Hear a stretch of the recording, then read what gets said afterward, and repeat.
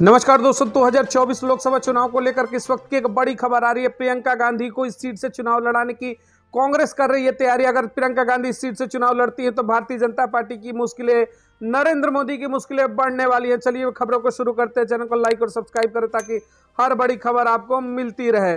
लोकसभा चुनाव को लेकर के कांग्रेस की तैयारियां तेज हो चुकी है। तैयारी में जुटे कांग्रेस में ऐसे में सबकी नजर प्रत्याशी चयन को लेकर भी चर्चा शुरू हो गई है।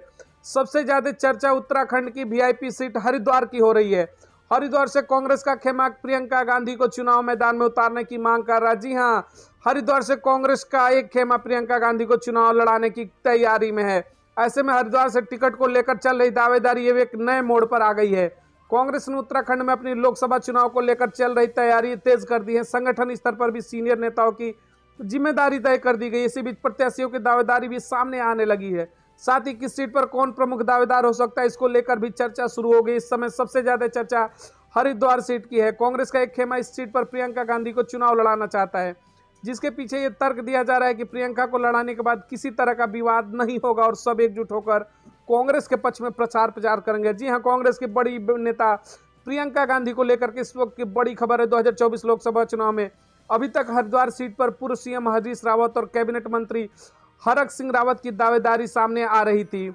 इस प्रकार देखते हैं कि हरिद्वार में इस वक्त राजनीतिक गलियारे में हलचल हो चुकी है। दोनों इस सीट से प्रबल दावेदार नजर आ रहे हैं, लेकिन प्रियंका गांधी का नाम आने के बाद से कांग्रेस में हलचल तेज हो गई है। कांग्रेस सूत्रों का दावा है कि जिला अध्यक्षों की बैठक में कुछ पदाधिकारियों ने प्रियंका को हरिद्वार सीट से उम्मीदवार बनाए जाने की मांग उठाई। कांग्रेस की 26 जनवरी को 5 लोकसभा सीटों में प्रत्याशियों को लेकर के पार्टी की केंद्रीय कमेटी स्क्रीनिंग उत्तराखंड में जाएगी।